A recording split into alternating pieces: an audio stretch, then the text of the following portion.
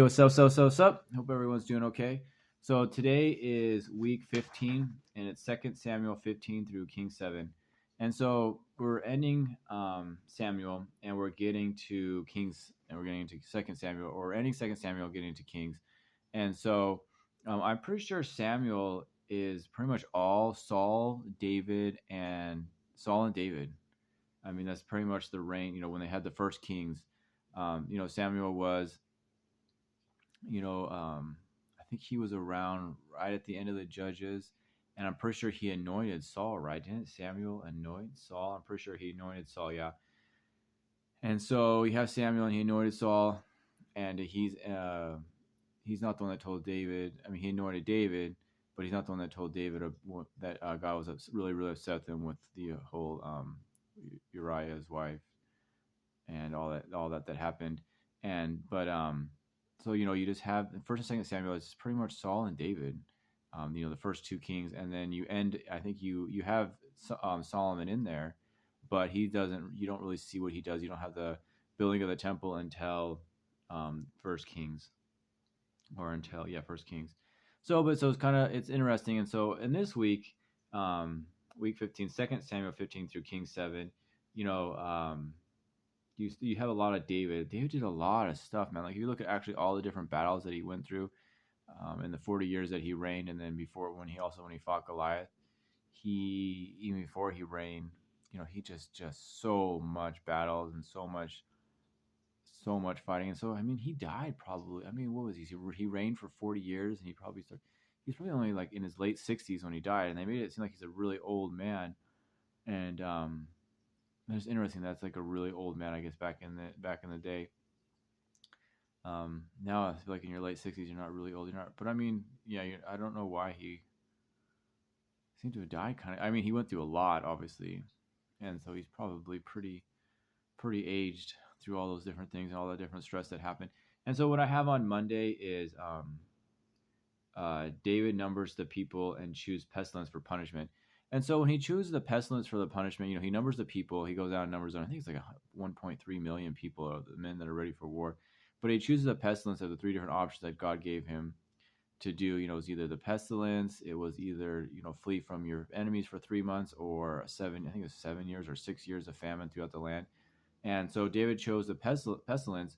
And so it doesn't really know. It says the plague came, but like the angel of the Lord came and like made the plague. And so I used to think that there's a bunch of people like kind of fighting this angel, um, but I don't know, because like 60,000 people died, and so I don't know exactly what happened. It'd be interesting to know exactly what happened with the plague, and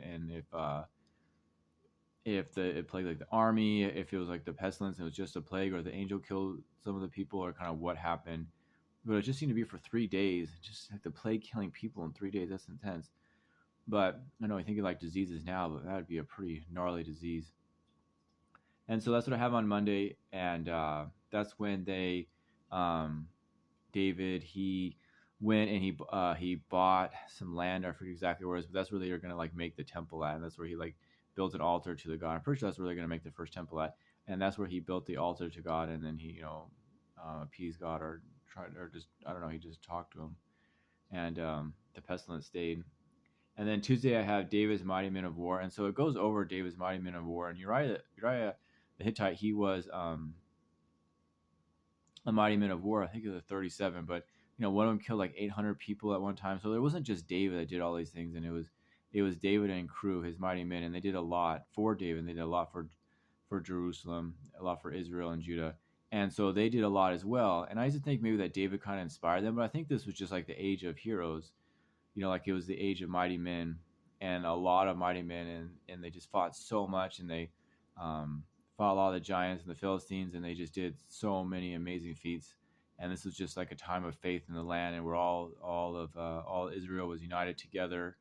And then after they had peace, and then when they had peace, they just really were able to to build and to create this almost like utopia of Jews, like this idea of what God wanted to see. And so, at least for a little bit, not for very long, because after Solomon, it kind of falls apart, but for a little bit, for maybe one generation or so, they had this utopia, Jews, and I guess maybe just to see if the Jews, if they had everything that they possibly could want, all the power and prestige and great leaders and everything, if they were able um, to do what they need to do, if they were able to succeed and succeed in a long term and not fall back to old ways, or fall in to fall into and to follow, not God but Belial, or these other, false gods and these other things that God doesn't want them to do. If they were able to do what God wanted to do, if they had everything they needed, can they follow God and do what God wanted and not fall into this trap of serving other gods? And it seemed to be that even though they had everything that they wanted, they had a perfect utopia pretty much. They had everything they could ever dream of. They still fall. They still fell. They still followed things they shouldn't have, and they weren't able to do the things they wanted to do. And I guess it's like, if you have everything, if the Jews had everything, they just weren't able to do it. And so now after this, you just have this, falling away, coming back, falling away, coming back, and this is like really the only time. And I guess it's just a slow decay from here of the Jewish idea, or the Jewish the Jewish hope.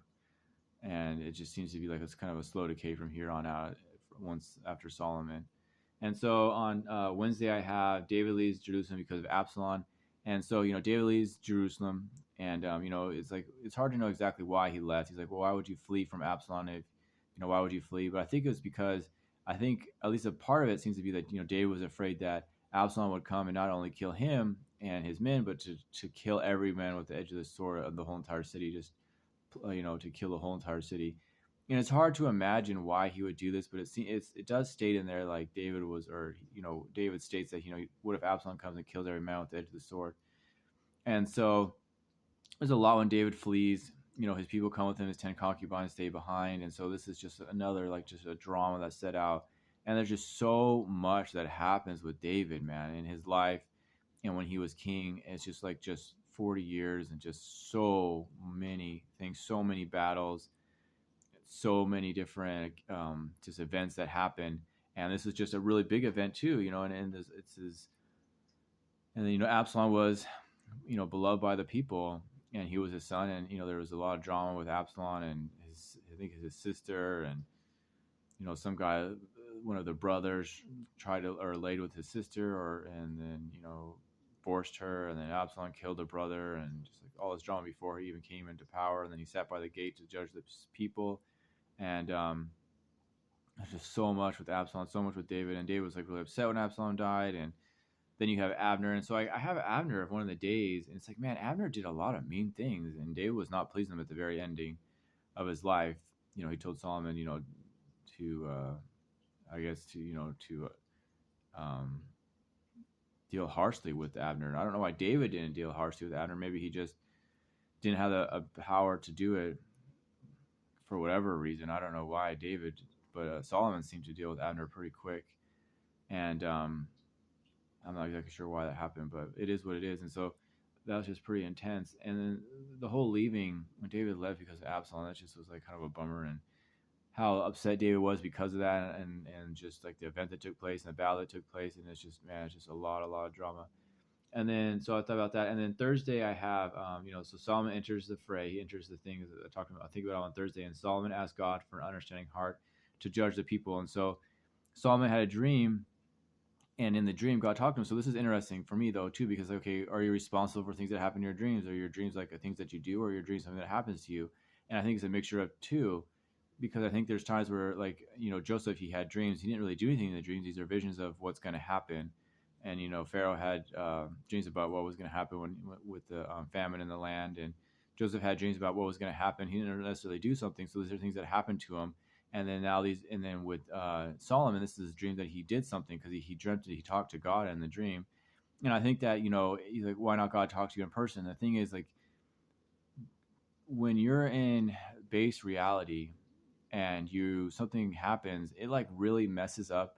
It really affects how you view reality and what you think can and can't happen. And this like really can be very detrimental to you, I feel like. And so it kind of changes how you view everything. It changes your like foundation of reality, and it makes you kind of afraid and scared and unable to function at the level that maybe you need to, because then if you're smart enough, you kind of understand that anything can happen at any time, and you just constantly dwell on this. And so, but God talked to Solomon in a dream, and so this didn't seem to be something that happened to Solomon, but something that he did.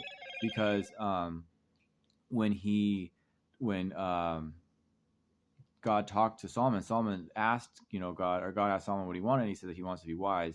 And so, since he wanted to be wise and be able to judge, or he wanted to, her understanding heart to judge the people. And so, this is something that God rewards him with his understanding heart. So, this is something that he did in a dream, and this is something that he did in a dream. God rewards him. So, this is an event that happens in a dream, and because it happens in a dream, God counts it as something that happened. Is something that happens. Sorry, my phone just keeps going off. My son's texting me. I need to text him back in a second here. But it's something that actually happens in a dream, so it's a really big deal because even though this is a dream, something that it did in a dream, and he's held accountable for what happened in this dream. And so I guess in reality, there are times at least that you can be held accountable for what happens, what you do in a dream, because Solomon was held accountable in a positive way, though maybe only in a positive way because he talked to God. And so this is very interesting. I never really thought about it. Something I actually need to kind of mull over. And then on Friday, it's the house of God, the house of God, the house of the Lord. And so Solomon builds the temple, and in King 7, he's not finished building it, but he's pretty much set up most of it, a lot of it at least. And maybe he does. It says that he finished building it. Sometimes they go into more detail though later on when something says it's done, and they go into more detail exactly what happened. But Solomon finishes the house of the Lord, and he builds a house unto the Lord, to God.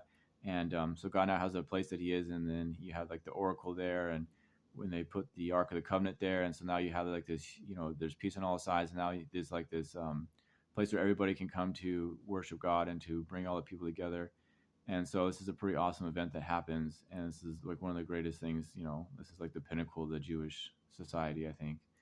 So it was a very interesting week, and this is very interesting reading. It's always very interesting. And so the thing I kind of want to think about now, I guess, is like dreams seem to be something that happens to you. It also seems to be something that you do. So there seems to be some accountability to what you do in a dream.